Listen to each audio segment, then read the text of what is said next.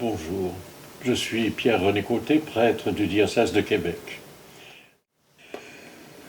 La liturgie de la parole d'aujourd'hui propose des textes particulièrement interpellants dans le contexte que nous vivons au Canada depuis quelques semaines. Après l'enquête du coroner, à la suite du décès de Joyce Echaquan et de la découverte de tombes près des anciens pensionnats d'enfants autochtones. Pourtant, je commencerai par ajouter un autre passage aux lectures déjà proclamées. Dans la première lettre de Pierre, nous trouvons une citation du Lévitique qui met la barre haute, très haute, sur le comportement des disciples du Christ. « Vous serez saints, car moi, je suis saint, rien de moins. » Autant dire que notre performance historique de Canadiens n'a rien d'olympique. Collectivement, nous n'avons pas été à la hauteur, mais l'aurions-nous pu, compte tenu de l'ignorance entretenue auprès des citoyens sur le sort réservé aux Autochtones par le pouvoir politique du temps? Pour ceux qui écoutent les nouvelles et qui lisent les journaux depuis quelques semaines, l'extrait de Jérémie que nous avons entendu dans la première lecture résonne comme un éditorial. Il faudrait que le pape demande pardon pour quoi au juste?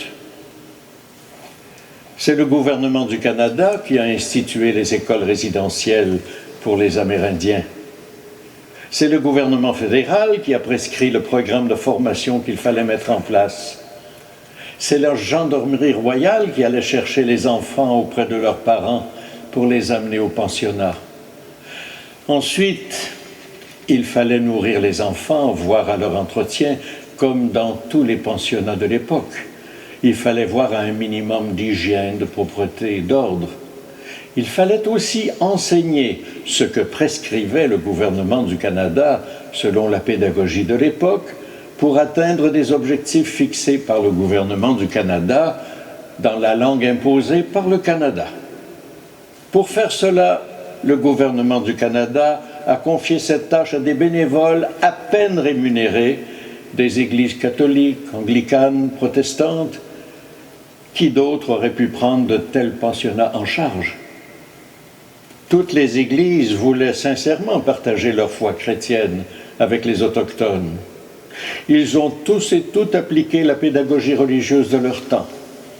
Les citoyens du Canada et du Québec ignoraient pratiquement tous l'existence même de ces pensionnats, encore moins ce qui s'y passait. Comment ces citoyens auraient-ils même imaginé l'immense détresse, l'insondable souffrance des parents à qui les enfants avaient été arrachés? Comment auraient-ils connu le désespoir des enfants, ainsi sortis de leur univers par une force hostile et plongés dans un monde inconnu où rien ne dispose à l'adaptation, où chaque geste, simple comme une coupe de cheveux, est ressenti comme une agression, un dépouillement, un signe de mépris? Je ne dis pas cela pour nous disculper ou transférer le blâme, la faute à quelqu'un d'autre. L'ignorance n'explique pas tout, même si elle a joué un rôle majeur dans l'absence d'intervention pour s'opposer à la politique de la nouvelle Confédération contre les premiers occupants du territoire. Si vous m'entendez ce matin en français, vous êtes des Canadiens français d'Acadie, du Québec, du reste du Canada, ou vous êtes au moins francophiles. À la fin du 19e siècle et au début du 20e, d'autres luttes politiques et sociales nous occupaient. À une époque où plusieurs citoyens des Maritimes et de l'Ouest canadien luttaient pour leur survivance française, ici au Québec, on multipliait les initiatives pour affirmer sa volonté de demeurer Canadien-Français dans le Dominion, au milieu de fiers citoyens britanniques. L'opinion publique catholique n'aurait pas supporté la politique d'assimilation des Autochtones pratiquée dans les pensionnats si elle avait été connue. Je viens d'apprendre ces derniers jours que des sœurs venues du Québec avaient été contraintes de renoncer à utiliser leur langue, le français, pour enseigner. Le gouvernement voulait imposer l'anglais aux autochtones, enfants chéris de la couronne. Nous n'avons pas su ou pu agir en temps opportun. Nous ne savons pas trop non plus comment agir aujourd'hui, avec la masse d'informations qui nous tombe dessus. Nous sommes en désarroi. On cherche à qui transférer le fardeau, comment sortir de la crise sans conversion, sans rien changer de ce que nous savons, de ce que nous croyons, de ce que nous vivons dans nos relations avec les Autochtones. Nous sommes devant une évidence. Nous devons vivre autrement.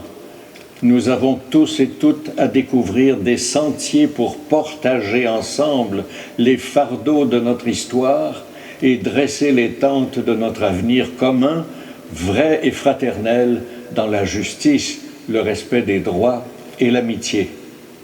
Ce que nous avons raté, les erreurs du passé, notre ignorance les uns des autres, notre accaparement par d'autres combats ne nous ont pas permis d'être les gardiens de nos frères. Pour une première fois, tous ensemble, nous avons entendu et ressenti la souffrance des Autochtones du Canada au cours des dernières semaines. Pour une première fois, peut-être, nous avons appris que nous étions partie prenante de la colonisation, que nous étions sur des terres habitées depuis des centaines, des milliers d'années avant que nous sachions même que ces terres existaient. Nous avons été touchés par le drame des enfants enlevés, déculturés, devenus étrangers à leurs propres parents et incapables de renouer avec leur langue et leur culture. Pour ceux d'entre nous qui avaient suivi les travaux de la commission Vérité-Réconciliation, de l'enquête sur les femmes disparues, de la commission Vient, ces faits étaient déjà connus, intellectuellement, abstraitement. La couverture médiatique sensationnaliste de la découverte de tombes près du pensionnat de Kamloops, puis près d'autres institutions, rarement avec la rigueur journalistique attendue pour un pareil sujet, soit dit entre nous. Cette découverte a fait prendre conscience à un grand nombre du drame des enfants et des parents autochtones, profondément blessés par cette politique. Très tôt, des coupables ont été désignés. L'Église catholique, les Oblats, pères et frères, les sœurs. Puis ce fut autour des évêques, de grands missionnaires de l'Ouest canadien. Ils sont devenus des zéros, alors qu'on les reconnaissait comme de grands bâtisseurs de l'Ouest à bien des points de vue, culturels, sociaux, agricoles. Le Premier ministre a lancé un ultimatum au pape François de venir demander pardon, sinon... Permettez que je cite Ovide Bastien dans une réflexion publiée dans Le Devoir du 3 juillet dernier. Se pourrait-il que ce grand vent de colère et de condamnation qui s'élève présentement contre les communautés religieuses représente une sorte de déculpabilisation collective? Que, comme société québécoise et canadienne, nous soyons en train de verser rapidement dans la diabolisation des uns afin de nous disculper et de nous donner bonne conscience, cela en transformant en monstres ceux et celles qui, dans le passé, non seulement représentaient fidèlement qui nous étions, mais étaient même, par leur esprit de dévouement et de sacrifice, nos héros.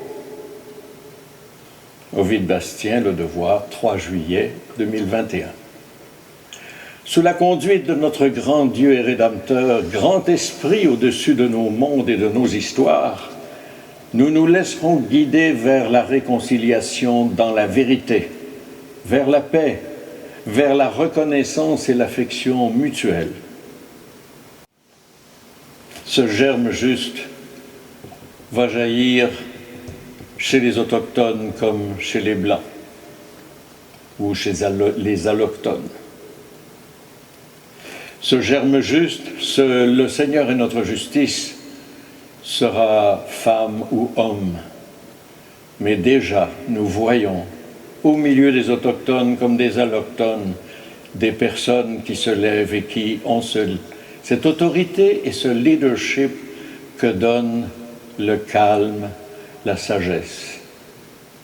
Si le Seigneur suscite pour nous un germe juste, si nous pouvons l'appeler le Seigneur notre justice, alors personne ne sera plus accablé par le mal infligé. Aucune victime des décisions politiques perverses ne sera paralysée par les conséquences du manque de respect, du dépouillement de sa dignité, de son autonomie, de sa propre fécondité, de sa culture, de sa gouvernance, de son univers mental, mystique, mythique. Il ne s'agit pas de se faire pardonner, mais de travailler maintenant à réparer les relations mal engagées dans le passé. Il s'agit surtout d'apprendre à nous rencontrer, à nous écouter, à nous aimer.